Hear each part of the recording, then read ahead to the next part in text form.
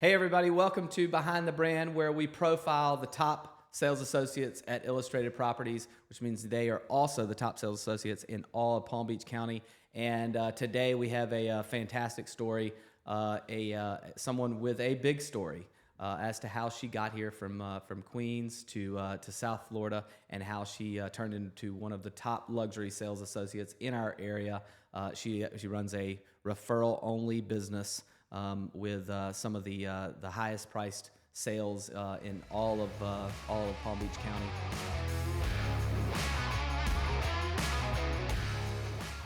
And she is here today with us, and we're really excited. Thanks for being here, Lori Schacter. Thank you for having me. Yeah, this is kind of fun.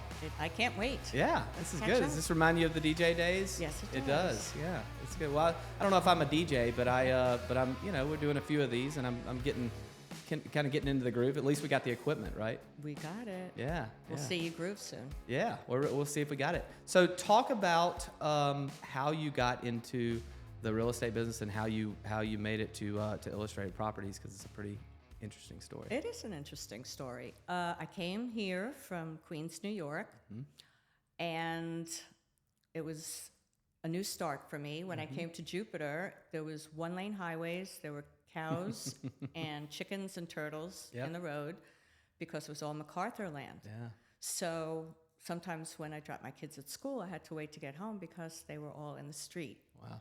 And I didn't want to be a New York driver and run them over. Yeah. So Like I-95 when the New York people are ended. running me over and flipping me off. That's it. It Yeah. ended at Indiantown Road at that time. Wow. So it was very interesting. So I felt like Jupiter was a good place to start because it was really uninhabited and all new people were coming down for whatever reasons, whether it be weather, retirement, or just starting a new chapter like I wanted to do.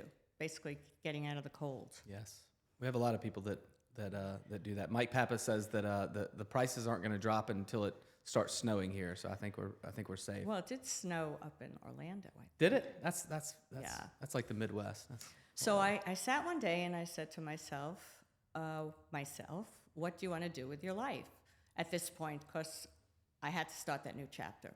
And I had masters in psychology and in political science. So I wanted to stay away from politics. So I went into psychology and pushed myself to start when there were not a lot of realtors in this area. So it's always a good time to start something when it's just developing. Yeah. Little did you know at the time that psychology degree would come in handy as we sell homes, and everybody thinks that it is easy and they think that it is it's glamorous, and sometimes it is, and then other times it's a lot of work too. I wouldn't say it's glamorous because I would clean toilets and clean the dust and stage the house, but it is very gratifying. Yeah, they don't show that on $1 Million Listing. No, they don't. They edit that part. Totally. Yeah. Totally. Well, so you have built an incredible, like I said, in the intro, it's a referral-based business, and you're working with exclusive properties and a small client base, and some athletes and celebrities, and and some interesting people. Your reputation is that you handle things from start to finish, and there are a lot of moving parts in the middle of a transaction. There's the search, but then there's also the contract negotiation, and there's the moving and the inspection, and then the emotional blood pressure on both sides to get to the closing table, and there's the title and everything else. You're known for being truly full service and being involved in every part of the transaction. What do your clients want from you? What do they expect from you? They want everything from you. Yeah.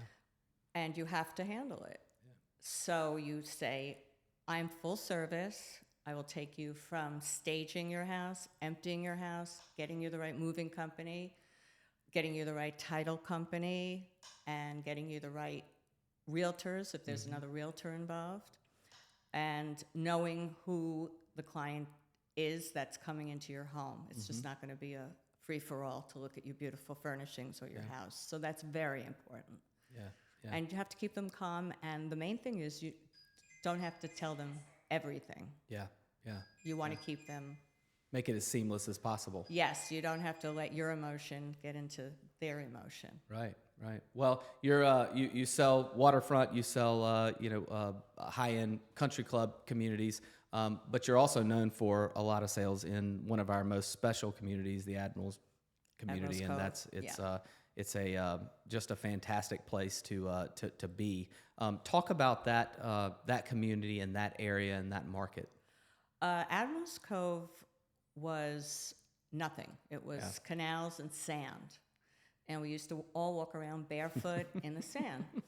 So I was very lucky because I was one of the first ones walking barefoot in the sand. And I've been there 30 years, though I've moved, to other locations. But I still keep my name there and my membership, of course. And we were fortunate enough to have a lot of new buyers coming in. And what's great about that, they were coming in from boats because it's a boating community. So you had a lot of aspects of success because you can get them from the boaters, the buyers of the non-waterfront, and the buyers of the waterfront. Yeah. And the thing you have to do is just make people feel comfortable with you. And I'm not a hard sell, but I do tell my listings or my buyers I'm a really, really good negotiator. And that's what you have to be. Well, you work with a lot of high-profile people. Is it different working with someone like that rather than just someone that's been successful in the business world? No, everybody's the same. They're people. Yeah. So you just have to keep them calm. Yeah. That's the main thing. Yeah. And just be focused on what you do. And another important point is you just have to listen to what they want. Listening is really important, not talking over people. Yeah. A lot of people think it's about selling and telling, and it's really about listening to what they and need. doing. Listening and doing. Yeah, absolutely.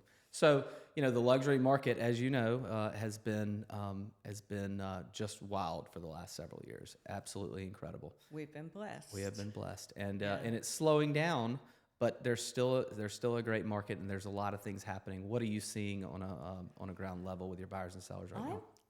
Not seeing slowing down at all.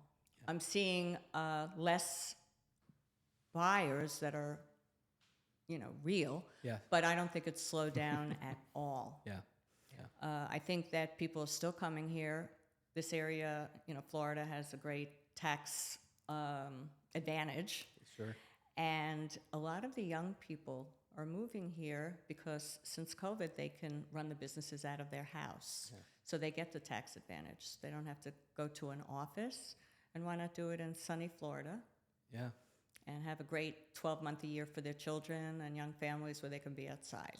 You've been here for a long time, and you've Yes. seen it as you transition from a community of older retired Yes. residents now to newer buyers. Is that do you think that trend is gonna continue here? I have waiting lists of Wow. people looking Wow. to find the perfect house for the family. And as you see in this area, they're still building projects. They are. They're finding land and building them for all price ranges of people, not only the high end, but they're also building it for people that are of moderate means that just want a better life for themselves and their families. It's kind of hard to figure out where they're finding the land, but we're doing it, and there are finding it. $2, $3 million, $4 million teardowns and renovation projects going on in Jupiter down to Juneau, all the way to Palm Exactly. Beach Gardens and to the south.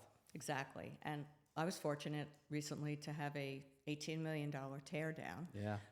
And then when you work those, and it was with an athlete, and when you work those and you're quiet about it to other people, you Yeah. have to just go with the flow, and that's how you get your referrals. Yeah. You don't treat When they know them any that differently. they can trust you. Exactly. Yeah. Well, that's your reputation. What do you think happens to the market? I mean, there's been, we had this big boom, and now, it seems like we're normalizing a little bit, but we still have people that are moving here. I read the other day that was 900 people a day that were moving to the state of Florida. I think maybe half of them are moving to this, within a 10 square mile radius of where we're sitting right now. It feels like, but where's the market going? I think the market will be going up. I think it was a seller's market. They were asking exorbitant prices. And I think that was due to COVID because people just wanted to get out of the big cities. Yeah. And if they had to be in the house, at least you could go outside. But I think that the prices have come down somewhat. I think they can come down more, but we can't be ashamed of making a lower offer. You've got to start somewhere, and that's where I encourage people, just let's make the lower offer, because you really never know. Right. You can come up slowly in baby steps, but the main thing is there's still a lot of people moving down, and our prices are coming down. Yeah, those lower offers weren't real successful for several years, but they're received more favorably, I should say, right now. Absolutely. Yeah. And once you start an offer, they get excited, both sides, the sellers and the buyers of the negotiation. They start to really get into it, and you wind up making the deal. Yeah. Whether you have to give something, mentally to your buyer or seller, you got to encourage. Yeah, yeah. All right, I got one more question for you before we close out, and it's kind of a fun one. If you could have dinner with anybody in the world, past or present, who would it be? Well, as a professional, I find that one needs to do something for themselves early in the morning so they could be happy, because this is not a 9-to-5 job. Correct. This could be a 9 to 10 job at night. So I play tennis so I can remain happy and be in my happy place, because you have to be up. And I got a lot of my experience just listening to Serena Williams. She came from a very small area in the Bronx. I came from a very small area in Queens, as we said, and she was a fighter. She had a lot going against her. Sure. And we all have a lot going against us, and you just have to stand up and go for it. Yeah. And that's what she did, and she's a role model, and I want to be a role model. And she has ethics, and I want to have ethics, and I want people to trust me, and that goes a long way. And she trusted her family to get where she is, and that's who I would like to have a little drink or dinner with. That would be fun, and Yes. and that probably can happen in your circles one day, I would imagine. I So would hope so. yeah, absolutely. Yeah. Well, we certainly appreciate the business that you've built, but we also Thank appreciate you. your passion and your tenacity and your bringing the Queens background to the South Florida luxury market. Thank and you. thank you for everything that you do for Illustrated. Thank you. Yeah, It's a thank you, pleasure. Lori. Okay.